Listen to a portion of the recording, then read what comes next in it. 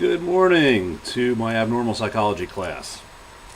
This morning we're going to be continuing to talk about attention deficit hyperactivity disorder. Just so that you're aware, as far as class on Friday is concerned, we will still be having Lucy come and visit us, so if you get the opportunity to email each other with some questions, that would be good. However, if you don't necessarily want to do that, one of the things that we can do excuse me, is take a couple of minutes at the beginning of class so that you can choose your therapist and so that you can decide what it is that you want to ask Lucy, okay? So with attention deficit hyperactivity disorder, now I'm going to keep looking over because my notes are over on the computer on my desk, and I had to turn this other computer this direction because there was a glare in the background and you wouldn't be able to see my wonderful face. Okay, so anyways, some of the possible causes or causal factors of attention deficit hyperactivity disorder. Once again, as with many of the disorders, we really don't know exactly what causes it. So some of the possible etiologies, genetic predisposition, it does seem to run in families. Although, to tell you the truth, in my family, neither of my parents really displayed that. My brother didn't display any of it. I was the one who was gifted with this. Maternal smoking and stress during pregnancy is another possible factor. High levels of family conflict. You know, and as I'm looking at any of these, I think for me, somewhere, maybe in my history or whatever, there might be a genetic loading or something, a predisposition, but I really don't see that any of these others really, like lead exposure, poor parenting skills and handling children's misbehavior, breakdown in executive control functioning. And I think that's probably the area right there, the breakdown in parental control, or I'm sorry, in the prefrontal cortex, seems to have probably the most widespread acceptance of what exactly is going on here. The PET scans seem to indicate that there was lower functioning in the executive center, which is the prefrontal cortex or the frontal lobes. Excuse me. So that seems for me to hold probably the most credence that that's what's going on. Some of the treatments, usually what winds up happening is that as soon as someone finds out a child has attention deficit hyperactivity disorder, the go-to for a lot of people is to get some kind of medication. So, you know, the Adderalls, the Ritalins, you know, those kinds of things. However, there are other interventions that can be used. For example, behavior therapy can be used. Trying to teach a child how to control those impulses, what to do to get rid of some of that excess energy, ways to be able to focus more and to concentrate more, those kinds of things. And probably what is most widely used today is some kind of a combination of both therapy and some kind of medication. For me, it all depends on the level of functioning of the child, for one, and the second thing is how severe the ADHD is. So remember, one of the things we talk about is a continuum. And it's really important to remember that even with attention deficit hyperactivity disorder, there's a continuum. There are some children that, like the one that I talked about on Monday, that is severe, and these children definitely do need some kind of medication before any kind of therapy is going to be of any benefit to the child. Hopefully, once the child learns some behavioral modification techniques and learns to control some behaviors, then the medication can be lessened and sometimes stopped altogether. So realistically, the way that I look at it is try the behavioral interventions first, and then if those aren't working, then use some kind of a medication in order to get the behavior under control so that the behaviors then can be modified. What you hear in the background is my clock, and so every 15 minutes, it depends on how long this lecture goes, you know, how many times you're going to hear that clock. Unfortunately, it is clocking at 8, or chiming at 8 o'clock in the morning, so we have 8 chimes to go. The next area that we're going to be looking at is what is known as specific learning disorder. A number of children are affected with learning disorders, learning disabilities. Sometimes that's what it's referred to as. So when we look at this, it's broken down into a number of different categories, and it basically looks at how does the child process things or have difficulty processing things. So inaccurate or slow and effortful word meanings or readings, difficulty understanding the meaning of what is read, difficulties with spelling, written expression, and you can look on there's an entire list here of some have to do with mathematics, some have to do with written and verbal expression. One of the things that is sure is that it does affect academic ability tremendously, and it is so important for learning disabilities to be diagnosed early so that children can receive the necessary services. Like my stepdaughter, I was having a brain freeze there. My stepdaughter is a reading specialist, and so what she'll do is she'll help children who are having difficulty with word processing. Now I'm talking about in their brains, processing the language or whatever, and she will help those children learn new ways to get that information into their brains. And I may have mentioned this in class before, not quite sure if I did or not, but it really has to do with there seems to be a disconnect in some area on how information is encoded to be able to be stored. Remember that, now this is going way back, I'm going way back to general psychology, and when we look at the processes in memory, information is encoded, then it's stored, and later to be retrieved. And sometimes there seems to be this disconnect in the ability to encode the information process properly and then to store it into long-term memory. Autism spectrum disorder. With autism spectrum disorder, once again, this is one of the probably most controversial disorders in the DSM-5. This is what held the DSM-5 up from being published for a number of years. And the concern was, and still is to tell you the truth, and this gets down to reality, and this gets down to just the way the world works. And that is that if someone is on the lower end of the spectrum, insurance companies may not pay for needed services for them because they say they're able to navigate through society, they're able to do the things that they need to do in activities of daily living. It is not that debilitating for them, so therefore we will not pay for services. And that's a major problem when it comes to autism spectrum disorder, because if you fall on the lower end of the spectrum, what we used to call, and many people still do call today, Asperger's, if you're falling on the lower end, you can get through school. As a matter of fact, you might be able to do very well in school. So, and you can associate with other people, albeit with a great deal of difficulty.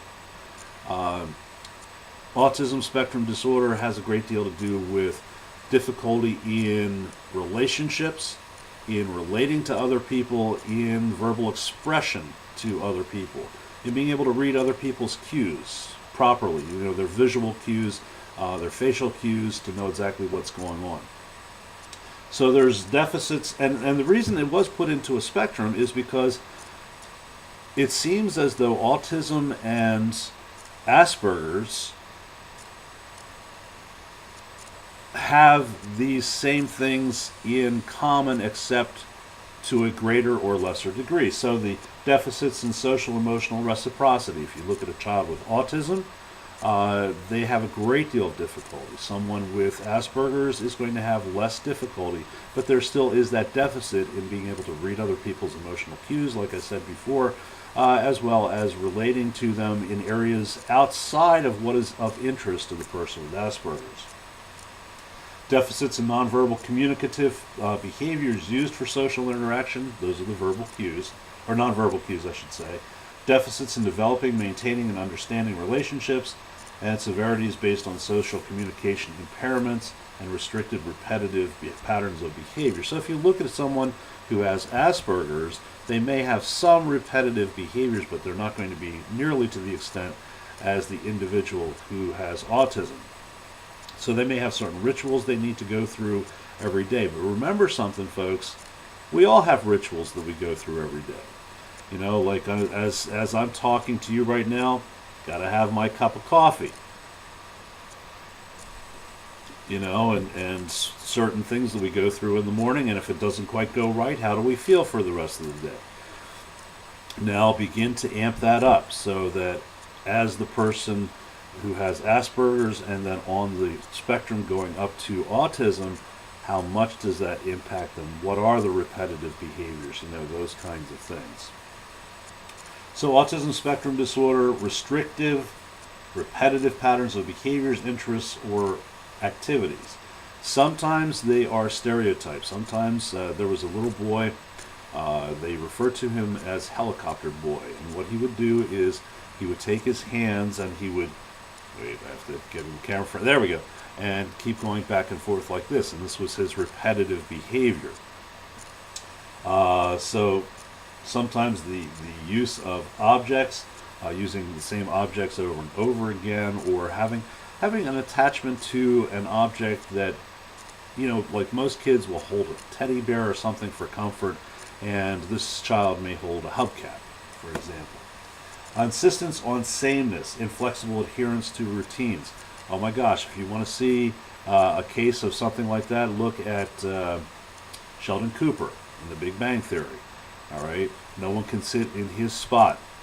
Monday is this day, you know, this is what they eat. Tuesday they eat this, Wednesday, etc., etc. So those ritualized, inflexible adherence to routines. Highly restricted, fixated interests that are abnormal in intensity or focus.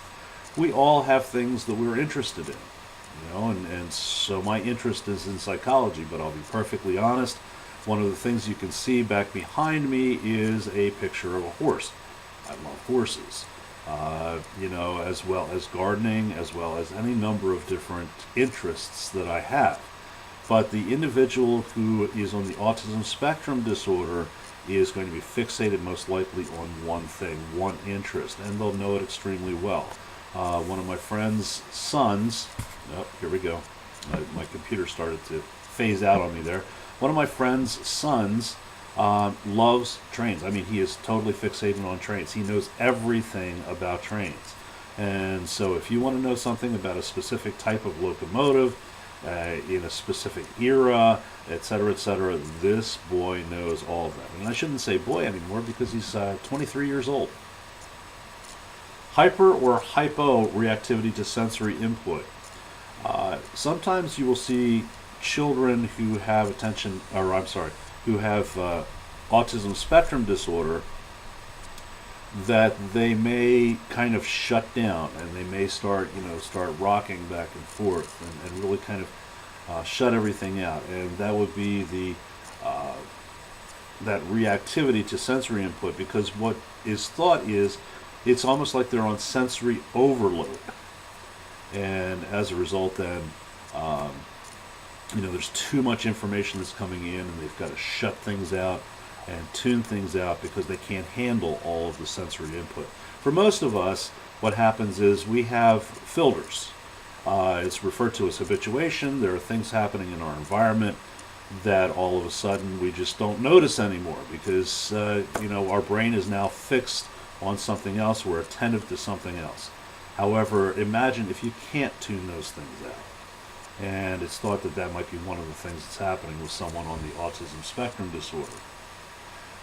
In order to be diagnosed with autism spectrum disorder, the symptoms have to be present early on in the developmental period.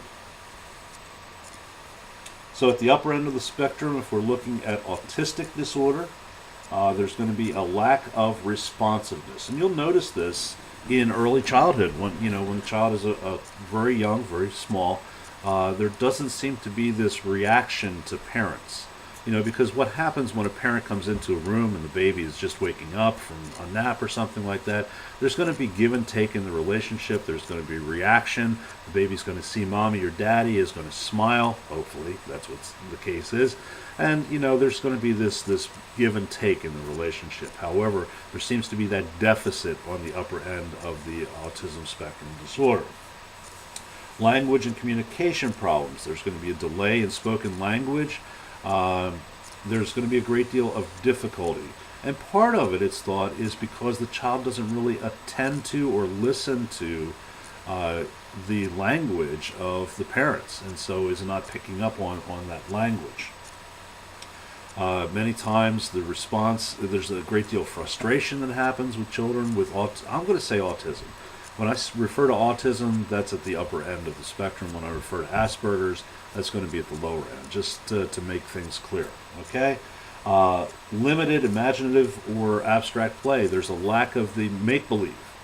Having the tea parties with all of the creatures around, that are all engaging in having some tea and good conversation, that sort of thing. We've mentioned repetitive and rigid behaviors. Motor movements may be unusual, like the rocking that goes on with the children. Sometimes there's one, I think it's in a video that I have for you, that the child will put his socks on, take his socks off, put his socks on, take his socks off, and kind of goes through this ritual until he's able to finally break that and then move on to the next thing. Disturbed reactions to stimuli. I've mentioned being overstimulated or understimulated. Some children who have autism can't be touched. It's kind of like it's too much input for them. Sensory overload once again. Inflexible adherence to specific non-functional routines. And the onset of this is going to be prior to 3 years of age. So the treatment for autism basically is, first of all, you need to start treatment as soon as possible. As soon as you recognize that your child has autism, then that's something that needs to happen. And while therapeutic intervention is good and is important, there may be occupational therapy that's involved, there's going to be speech therapy that's involved, there's going to be a number of different therapies that are involved. But really the person or persons who become the therapists in all of this are the parents. Okay, this is a draining disorder because it is 24/7, all right? And so what winds up happening is there's a need for the parents to learn how to engage their child. And this is a disorder that truly can be treated when we're looking at autism, but it takes a great deal of time, it takes a great deal of patience, and it takes a great deal of work for all parties involved. And all the family members need to get involved in helping this child to overcome some of the deficits with autism. Behavior therapy, modeling and operant conditioning, the educational program will include things like art, music. One of the things that seems to really work well with children is animal therapy. And so there is a school for equine therapy, as far as or working with dogs, and animals have this unconditional acceptance of people, and these children can tune into that a lot of times, and they certainly then can understand and make a connection with the animals that they sometimes can't make with human beings. The goal of the therapy is to increase social and communication skills and provide a sense of accomplishment. We all need to have a sense of accomplishment. Remember, that gets to, going back to Maslow's hierarchy of needs, that's looking at esteem needs, and we all have that. There also needs to be communication training. The child needs to learn how to communicate verbally and non-verbally, but primarily verbally, because there is a real deficit many times in verbal communication with autism. The parents need to be trained on how to work with their children, and that is extensive training. And there needs to be community integration. Oh, there goes that clock again. And the community integration means that this needs to happen across all domains for the child. It can't just happen at home. It can't just happen in school. It has to happen in all of the domains that affect the child. Okay.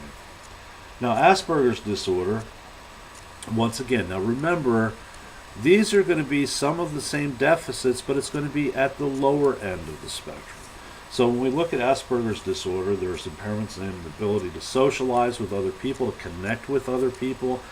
There's this feeling as though everybody needs to be interested in the same topic that I'm interested in. And so the person with Asperger's may go on and on and on, excuse me, and on about trains, for example, like I was talking before. And other people, initially, there's a little bit of interest, and that kind of thing. But then after a while, when that's all you talk about, every single time you see the person, that's all they talk about, let's talk about something else. Well, they really feel uncomfortable with that. That's getting outside of the domain of what they will often talk about. And so then there's a social withdrawal that takes place. The expressiveness, the idiosyncratic interests, restricted and repetitive behaviors. There is normal or near normal intellectual functioning, adaptive abilities, and language skills. So once again, you can see where insurance companies would come from. It's not that the person can't talk, doesn't have a great vocabulary, isn't intelligent, or whatever, but this is more looking at social skills and ability to interact with other people on the lower end when we're looking at Asperger's. And so as a result, insurance companies say, hey, we really don't need to pay for those kind of services. We don't need to pay for you to be in group therapy where you get to learn how to communicate with other people and what's appropriate to say and what's inappropriate to say and those kinds of things. Now, excuse me, when we're looking at Asperger's, there are 3 subtypes of Asperger's. There are the rule, or what they call the rule boys, logic boys, and emotion boys. And please, folks, this is just the terminology. It doesn't mean that this affects only boys. It's just, I'm not exactly sure where this terminology came from. So we could say rule girls, logic girls, and emotion girls, but for some reason they said boys. So if we're looking at the rule boys, they need to have a set of rules. In other words, they need to have that real structure in order to be able to function and govern their lives. The logic boys say, the structure is not good enough. The rules aren't good enough. I need to know why. Why am I doing the things that I'm doing? And the emotion boys seem to be ruled by their emotions, and their emotions really kind of take over. And if you see any videos, you can go on YouTube and you can look at some videos related to Asperger's, and you can see when children get really frustrated and that sort of thing, and they'll really kind of blow up. They have a tendency to throw more temper tantrums as young children and are less emotionally available to other people. So some of the treatments for Asperger's disorder, communication and social skills, get them into a group. I think they refer to themselves as Aspies. And so sometimes getting them into a group with other Aspies so that they can learn really how to communicate with each other and how to share interests and those kinds of things.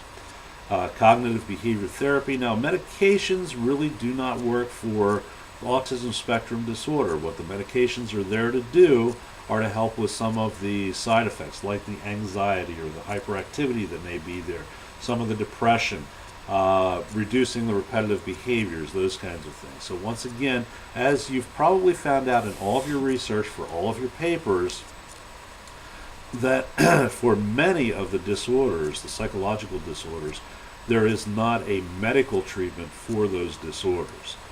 Now, for depression and anxiety, that's a little bit different. But for many of the other disorders, you can only treat some of the symptoms, some of the ancillary or comorbid disorders that go with them, those kinds of things, and not necessarily medication for the disorder itself. Now, there used to be a disorder referred to, and this was also a part of the neurodevelopmental disorders. It's called Rhett's disorder, and I keep this in here because it is a real disorder. I think probably the reason they took it out, my guess, is that they consider it much more biological than psychological or psychiatric. And so Rhett's disorder was taken out of the DSM-5. However, basically what happens here is there is apparent normal prenatal and perinatal development. In other words, right after the child is born, everything seems to be normal.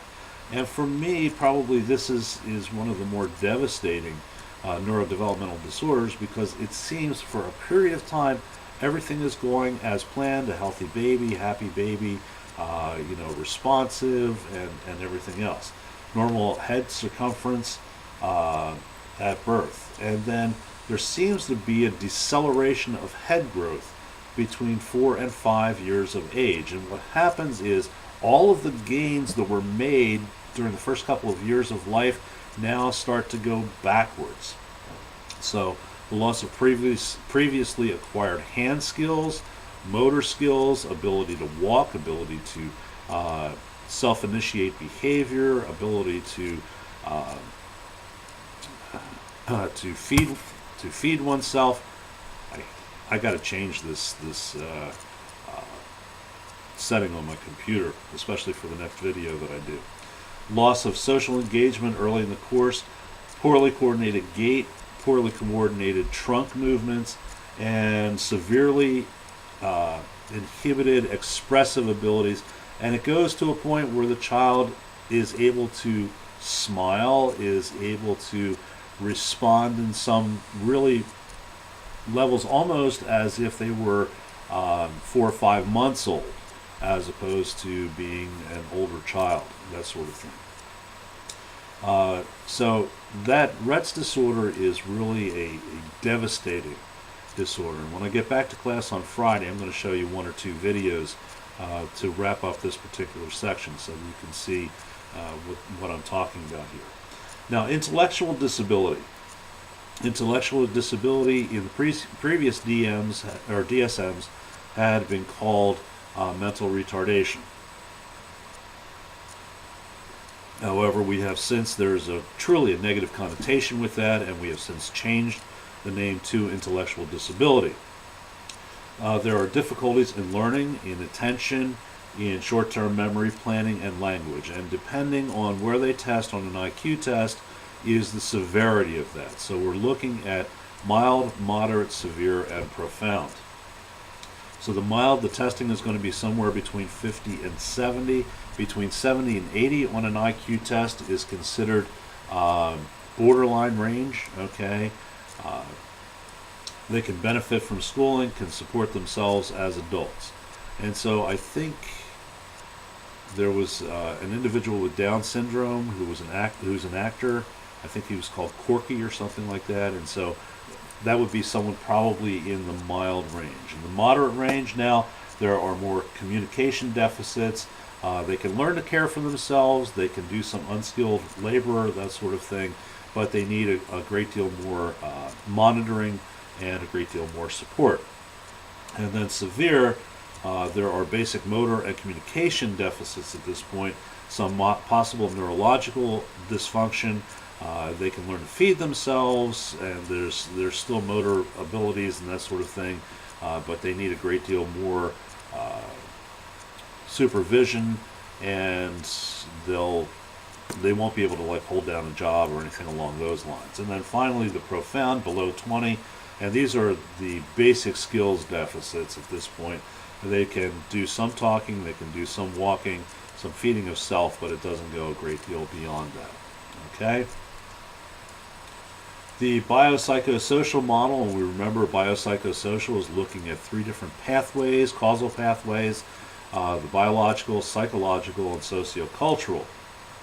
Biological factors, there seems to be genetic and chromosomal deficits or disorders.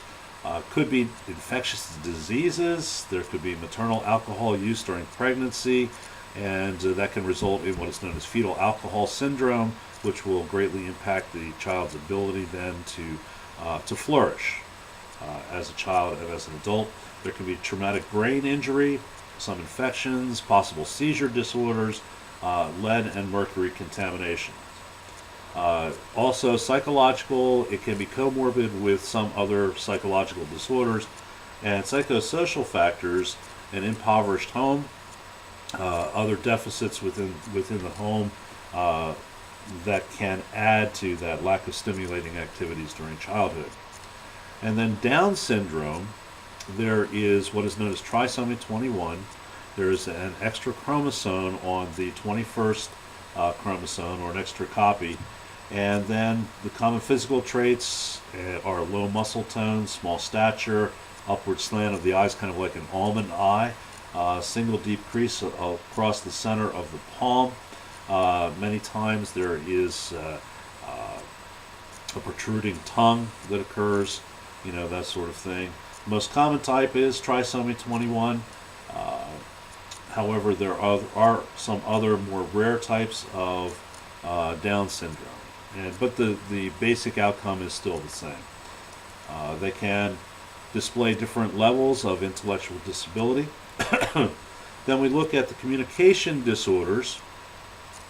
Persistent difficulty in understanding or using language or speaking clearly and fluently. So, the language disorder is an impairment in ability to actually produce the sounds or understand spoken language. A speech sound disorder, actually articulating the sounds of speech. And these are common.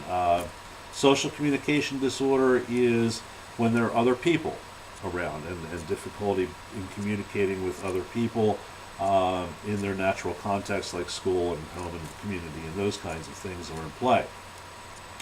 The speech sound disorder is rather common. Children who will omit words, and actually in the early development of language, you will often see these kinds of, now it's not a disorder, but these kinds of developmental issues. The problem becomes when they don't go away, okay? And so then they're going to need speech therapy, something along those lines, in order to treat that. And another one is stuttering, and this is common and can carry through all the way into adulthood. Every once in a while, I find myself, when my brain is going faster than what my mouth can keep up, many times I will start to stutter or something like that. It's much more common in boys than it is in girls. However, it also occurs in girls.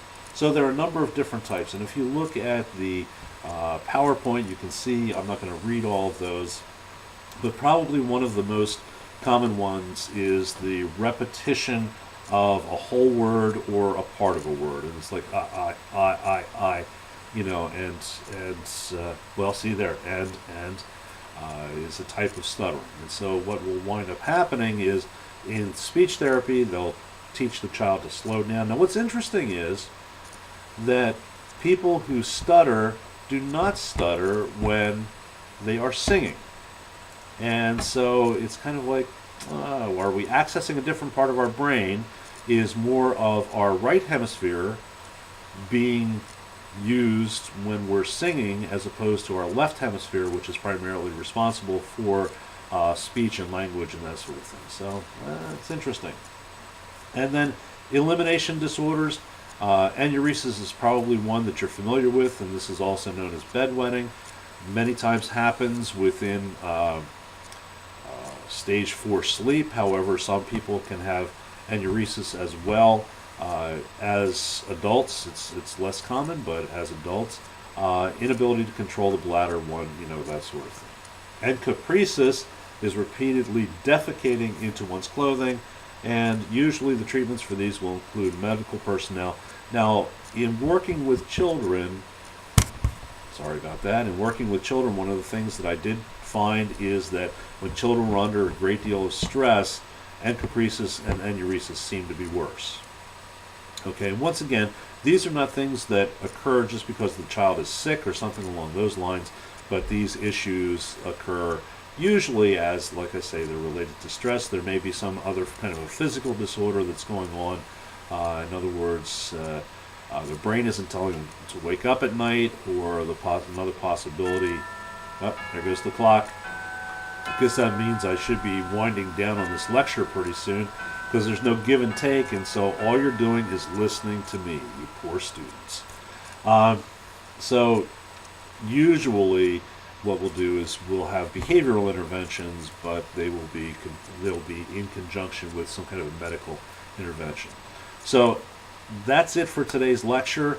I hope you're able to stay awake during it. The nice part about it is you can put me on pause. You can go do something, come back, have a little bit more of the lecture, go back and forth and that sort of thing. But I will see you all on Friday.